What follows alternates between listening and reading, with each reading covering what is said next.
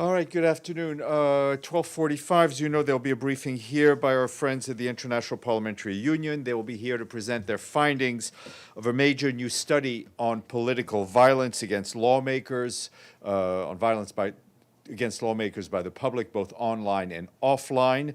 The speakers will be Martin Chungong, the Inter-Parliamentary Union Secretary General, along with Roger Huzienga, the IPU Human Rights Manager. Tomorrow will be the International Day for the Prevention of Violent Extremism as and when conducive to terrorism. I will have as my guest Alexander Zuev, who is the Acting Undersecretary General for Counterterrorism. He'll be here to brief you on the report. Tomorrow, the Secretary General will be landing in Addis Ababa in Ethiopia to take part in the 39th Ordinary Session of the African Union Summit. While there, he's scheduled to hold bilateral meetings with the Chairperson of the African Union Commission, Ethiopian authorities, as well as heads of states and governments who will be present at the summit. On Friday, the Secretary General has been invited to take part in the second Italy-Africa Summit, organized on the sidelines of the African Union Summit. On Saturday, Mr. Guterres will address the opening session of the African Union Summit. In his remarks to the continent's leaders, you can expect him to highlight that the African Union is flagship for multilateralism. He will also reflect on the partnership between the United Nations and the African Union, in which the past decades has reached new heights. Also on Saturday, the Secretary General will hold a press conference that is scheduled to take place at 3 p.m. local time in Addis. We'll be sharing the transcript. I don't think there'll be a webcast available.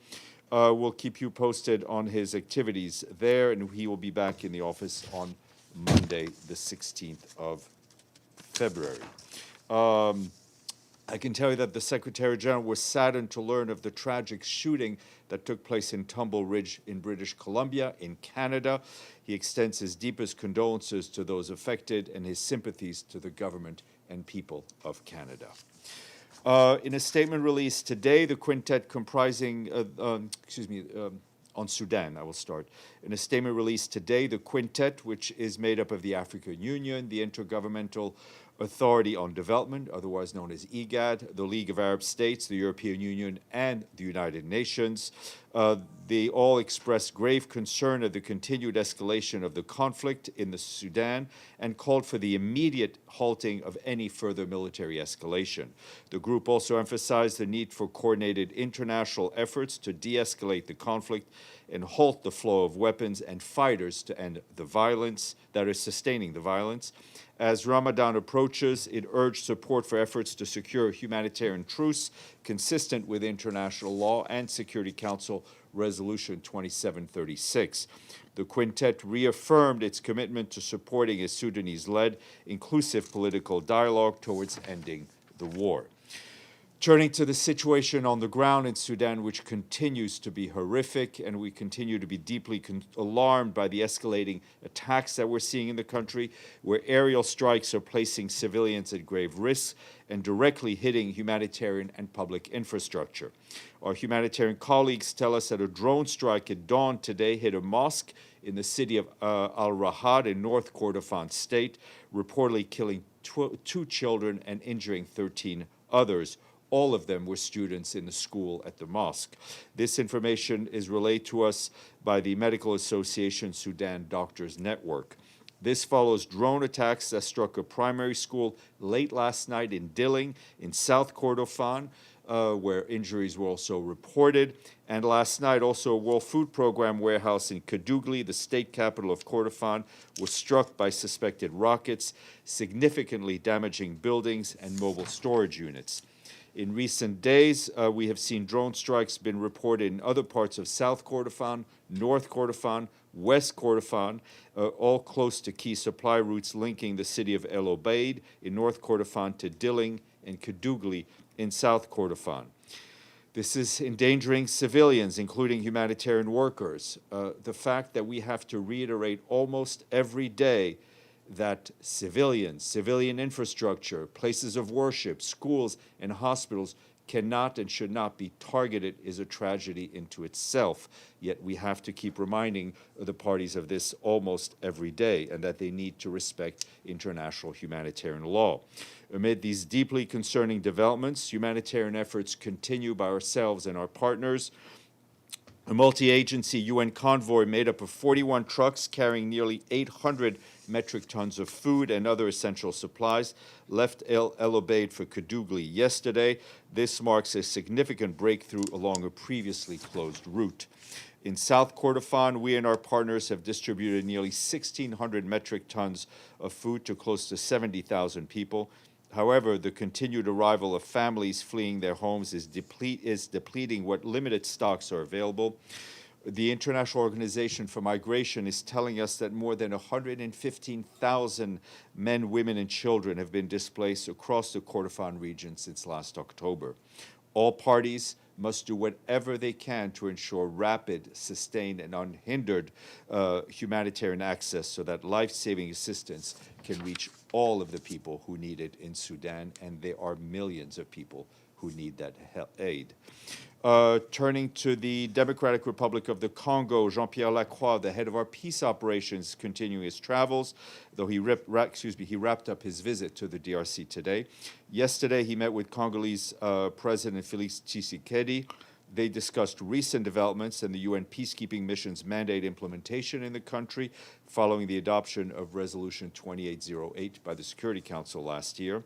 Speaking to the media after his meeting with the president, Mr. Lacroix stressed that in line with its mandate, the peacekeeping mission there will continue to support the implementation of the ongoing peace processes, including through its support of a permanent ceasefire.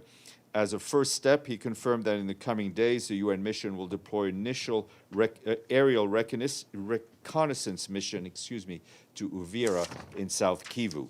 Mr. Lacroix added that the mission deployment to support a permanent ceasefire will be phased, gradual, and dependent on guarantees for the safety and security of UN personnel and our assets. Today, he will make his way to the African Union to join the Secretary General at the summit, and Rosemary DiCarlo, the head of our political affairs department, among others, will also be joining him. And on the ground in the DRC, our humanitarian colleagues warn that despite the spiraling cholera outbreak in the country that the spiraling cholera outbreak in the country demands an immediate scale-up of the response. It's reportedly the country's worst outbreak in 25 years. Since the start of the year, more than 1,300 suspect cases and 35 deaths have been reported. The government, we and our partners are continuing to provide support, and there are still major gaps. Water, sanitation, hygiene services are critically underfunded. Health workers are overstretched. Supplies are running low. Access to treatment remains very difficult. On Monday, $750,000 was allocated from the Central Emergency Response Fund, so our partners working on healthcare can swiftly expand life-saving assistance and curb transmission rates. This marks the fourth allocation from the Central Emergency Response Fund for the so-called anticipatory action since early of last year, releasing funds to stay ahead of predictable disaster so as to save more lives. Last year, the DRC recorded more than 71,000 suspected cases of cholera, and more than 2,000 fatalities. Our humanitarian colleagues stress that we urgently need more and flexible funding to bolster health services, ensure that enough supplies, and monitor areas affected by cholera. Turning to Gaza, our humanitarian colleagues tell us that yesterday our team supported the medical evacuation of 18 patients and 26 of their companions. That was done through the Rafah crossing. Our teams also received 41 additional returnees in Nasser Hospital in Khan Yunis, where, as you know, we operate a reception center to help those people who are returning to Gaza. Overall, since the reopening of Rafah in early February, we facilitated the movement of just over 220 people in each direction through this route. I reiterate that we would like to see more people having the opportunity to move voluntarily and safely in both directions, in and out of Gaza, especially for those who need to access emergency medical services and other needs. We also hope to see the movement of cargo enabled through Rafah to increase the volume of humanitarian supplies and further expand the scale-up of humanitarian assistance. On the education front, over the last few days, we and our partners have taken additional stationery, pens, erasers, and toys into Gaza, hoping to provide a better learning environment for thousands of boys and girls in the Gaza Strip. Meanwhile, last week, our partners established 4 new learning spaces serving more than 5,500 school children. There are now about 450 temporary learning spaces operating across the Gaza Strip. Between the 29th of January and the 4th of February, our child protection partners provided much-needed winter assistance, psychosocial support, and safe spaces to more than 6,500 children and caregivers. Nearly 3,800 children receive warm clothing and help that families tell us they so urgently need. Turning to Ukraine, again from our humanitarian colleagues, they tell us that today a humanitarian convoy reached the frontline communities of Pokrovsk in Dnipro region, delivering critical medical and hygiene supplies. Access to the town has been extremely difficult due to the continued fighting of 10,000 people who lived there before the start of the full-scale war. Only about 500 people remain, most of them older people and people with disabilities. According to the authorities, between yesterday and this morning, hostilities across the country have caused several civilian deaths and injuries, including children. The regions of Donetsk, Dnipro, Sumy, and Kherson were the hardest hit. In the region of Zaporizhzhia, a hospital and a preschool were damaged. Thousands of people were left without heating after an attack.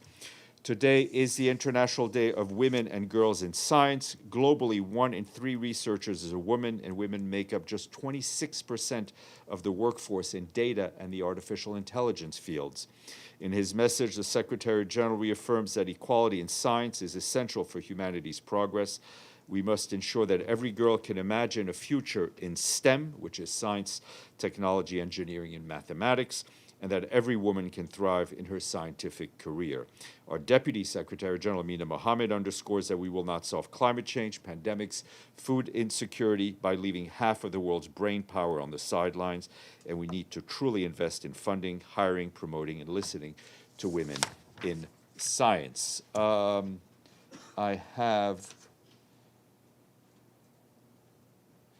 have some money, which means we have a little lightning quiz, 3 countries.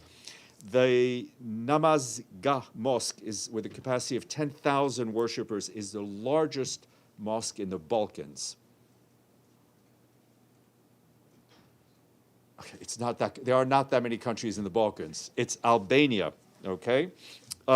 Which African team, soccer team, is known as the Sparrowhawks?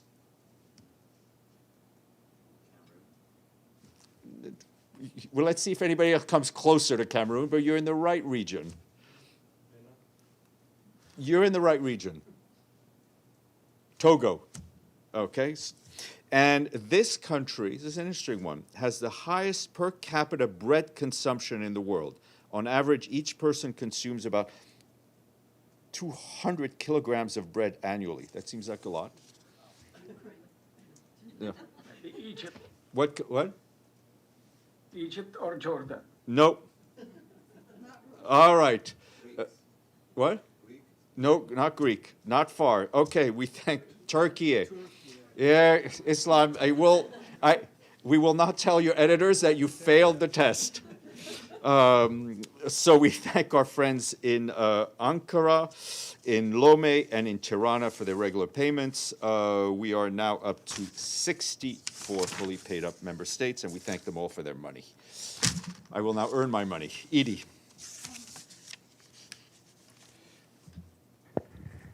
Thank you, Steph. Can you tell us what's holding up the increase that was expected in transit through Gaza in both directions? Because the numbers that we were told that were expected when it opened are far, far greater than the numbers that you just read out. I agree with you. As we've said many a times, we don't hold the keys to the crossing. We don't control who gets to go in and out. We're subjected to the policies put in place by the Israelis, by the Egyptians, and all the other procedures. So we would like, as I said, we'd like to have more people be able to go out to get medical treatment, more people to go in if they wish to, more people to go in and out as they wish, but we don't control the procedures. And a question on the West Bank. Who's still there for the United Nations, or does the UN still have offices? Yes, very much. I mean, It's only UNRWA that's... UNRWA continues to operate. Other UN agencies are there. OCHA is there as well. They have a monitoring role. They report back on the situation in the West Bank. The UN continues to operate in the best way they can in the West Bank. And is the Secretary General planning or hoping to have any discussions about this apparent crackdown on Palestinians in the West Bank? Yeah, I mean, I think the Secretary General, we issued from here a very strong statement on that. This is the issue of expanding of settlements is an issue that is raised both publicly and privately with our Israeli counterparts. Gabriel. Thanks, Steph. The number, following up on Edie's question, the number of 220 that you gave on the Rafah crossing, that is people that have, that's combined entry and exit, correct? As far as you know? Let me pay attention to what I said, because you clearly weren't paying attention to what I said, but we'll see. You said each direction. The movement of just 220 people in each direction, yes. So there were 220 people. We don't have the, I don't have the Okay. breakdown of who went in, who went out. No but we can problem. try to- And if Israel was to allow more people to enter or exit, is the UN prepared to accommodate that? Well, listen, if more people come in, we've put in a reception center.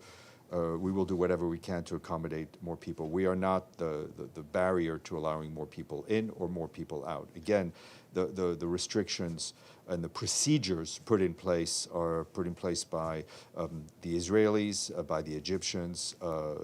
We want to see more people go in and out freely, like any of us are allowed to go in and out of places freely, and more people being allowed to get medical assistance outside of Gaza that they so urgently need. And that leads me to my follow-up question on people going in and out of Gaza freely. Journalists, international journalists, are still barred from entering Gaza due to policies by the Israeli authorities. Does the UN see any reason why international journalists should not be allowed into Gaza right now? Journalists should be allowed into Gaza as they should be allowed to do their work anywhere around the world. Efrat, you may do your work. Thank you. Given the thousands of civilians who were killed by the Iranian regime, do you think that it was wise that today you sent a letter of congratulation to the Iranian authorities? So the letter that went out from the Secretary General is a standard letter that goes out to every member states on their national holiday. And this has been a tradition for decades.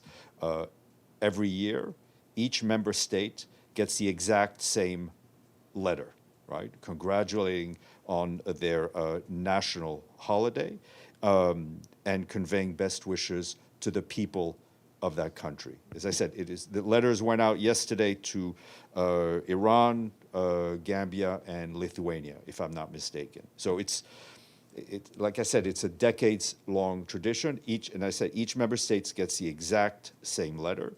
It should not be interpreted by anyone who receives it as an endorsement of whatever policies may be going, that government may be putting in place. It doesn't change the Secretary General's view of the crackdown that we saw in Iran, which he called horrendous, given the level of violence and deaths that we saw. Following up on that, the Iranian foreign minister is set to come to address the Human Rights Council later this month.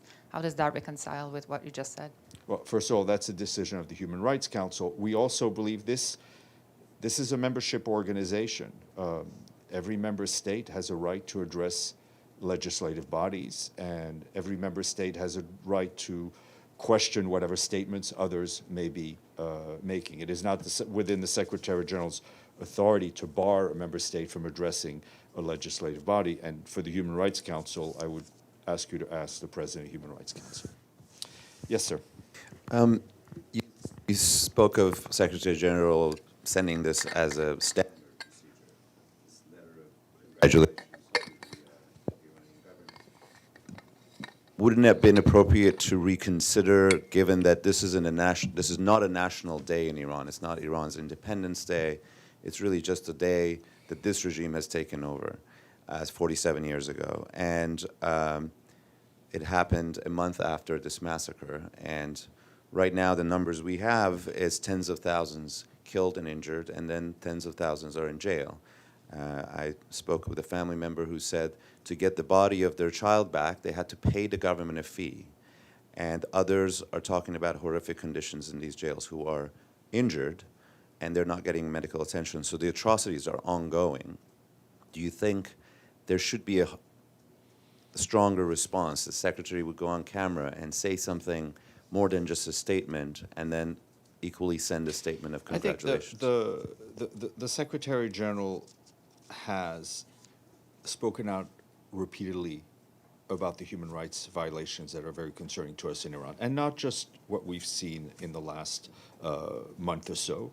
He has raised those issues directly in his meetings with Iranian officials, whether it's in New York during the General Assembly or other places. He's had a chance to meet with them. He will continue to do so because he's speaking out on this. We've expressed on his behalf his position.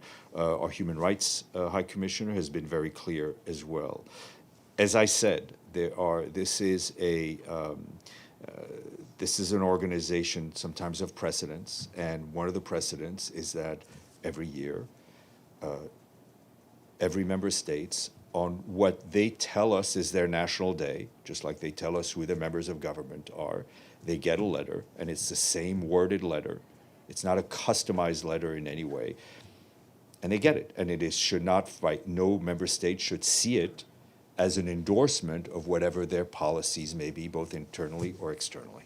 And one follow-up on a lot of doctors, medical staff that have been arrested for giving care to wounded protesters. Do you think it warrants a separate, action by this institution? Because it's, the tons of doctors, dozens of doctors in each town, and nurses have been violently arrested simply for giving care. We're aware of that, and those reports are horrendous. And this issue has been raised within the context of the Human Rights Council. It's been raised by the High Commissioner for Refugees. The Secretary General, as I said, has addressed the human rights situation in Iran, and will continue to do so both publicly and privately. Islam. Thank you, Stéphane. A couple questions. First question is about the budget. Any development, any step regarding what Secretary General sent a letter to the member states to amend the UN Charter regarding the budget, the returning of the money? At the end of the year? That would have to be, it will not happen for this budget cycle. We will push again, I have no doubt, for the next budget cycle, but right now we are stuck with the financial rules and regulations that member states have imposed on us. So this is not for this year, 2026? Right, maybe so 2026, whatever money we save, we will not be able to keep. On separate question, in Israel, according to the reports, tens of thousands, even close to the 100,000 Palestinian citizens of Israel, they are on the street protesting against the organized crime and violence. They are claiming that due to negligence of the Israeli government. Do your colleagues have any information on that, pass any information? No, any I mean, comment I've on seen that? the press reports, and people have a right to demonstrate peacefully, and governments have a responsibility to uphold that right. Pan. Thank you, Steph. There are reports that Ukraine is making plans for its presidential elections, and President Zelensky is going to announce the plans on February 24th, the 4th anniversary of the war with Russia. So does the Secretary General has any comments on? No, I mean, I've seen those reports. I don't have any specific information on that. Abdelhamid, I don't see your hand, but I do assume you have a question. Yes, yeah, I have my name there. Thank you. I have two questions, one on Gaza and one on a separate issue. I'll start with Gaza. There are reports that are Israeli using some local militias that financed and armed by Israel, and these militias are searching those who coming in, confiscating materials they brought in, especially including their iPhones and many others. Do you have any information about all of these Israeli-sponsored I don't. militias? As I said, I don't have any. I don't have any information on that. I've seen the press reports. I mean, as I said earlier to Gabriel, what we want to see are Gazans being able to move in and out of the Gaza Strip freely without fear of harassment, arrest, or anything, or something worse. Your second question. My second question. There is a UN staff, his name is Fabrice Aden, whose name had been mentioned several times in Epstein files. He was passing messages from UN email to Terry Rod Larson to Epstein. And you have received a letter, and the SG received a letter, asking why he was not investigated. When some UN staff showed some sympathy for Palestinians, they were instructed. Well, I mean, But this case, Abdelhamid, why you're. It's a very valid question, but I wish you'd get your facts right. Mr. Aiden is not a UN staff member. He was a French diplomat who was seconded to the United Nations from about 2003 to 2013. He resigned. He resigned in April 2013. At the time of his resignation, there was a disciplinary process underway against him on a specific matter. Now, like many people, I've looked at a lot of the Epstein documents, and I can tell you that obviously there was no way for us to be aware of. We don't monitor staff's emails, so we have no way of, or people's emails. We have no way of knowing what people are doing with their emails. It is clear that looking at what was sent, it was violation of procedures to send from a UN email documents that he should not have been sharing outside of the UN. What about Terry Rod Larson? He was a UN staff, and you know he was. And also Aden was a UN staff, and he signed his letters as right, but what is your point? Because I'm telling you, he has not worked in the United Nations since April of 2013. He resigned at the time of his resignation. He was under investigation. Mr. Larson stopped being a full-time UN staff member on December 31st, 2004. He was then when actually employed or $1 a year envoy while he served as president of IPI. I can tell you that our focus and everybody's focus should be on ensuring that everyone follows our procedures, and also focused on the victims of Mr. Epstein. Talking about victims, do you have any comment on this testimony of Tricia Clark? Of who? Tricia Clark, who gave a very strong statement about the use of black girls in Epstein Island. I mean, the whole world heard her testimony. I don't know. I haven't heard of this particular testimony, but I think the Secretary General, everybody at the UN is horrified by the exploitation, the trafficking of young women. But I haven't heard. I'm not aware of this particular person. Thank you. One second, Namo. Mr. Avni. Yes, sir. By the way, before my father changed his last name, his name was Epstein, but no relation. Benny, I should always trust to come to you for a moment of dark humor. Go ahead. Two quick questions. First of all, is the Secretary General aware of any human rights violation in either Gambia or Lithuania?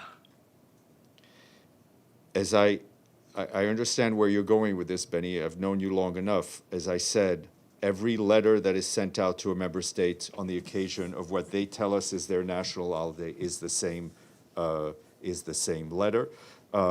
Regardless of these letters, whenever there have been human rights violations in any country, I can tell you that the Secretary General has spoken up, and the various human rights mechanisms have also been involved. Your other question.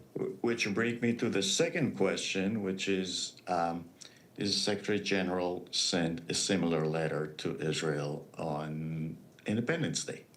Every member state, of which Israel is a member state, gets the same letter. Can you produce that for me if you can? I mean, because I don't remember that coming out.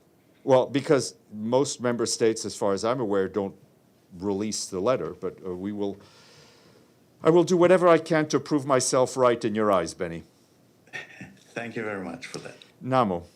Just on that letter, I don't remember the a letter being made public to Afghanistan on August 19th this year.